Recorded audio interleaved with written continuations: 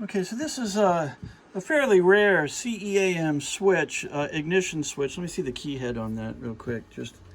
I'm not sure if this is the original key head or not. Well, it is made in Italy.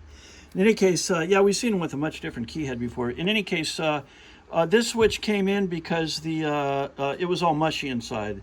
We've gone through and rebuilt the interior of it with actually a new bronze sleeve because the moving contact was stripped out from where a little keyway went into it. But this is the rare push to start switch. So go ahead and turn it, Steve. Okay.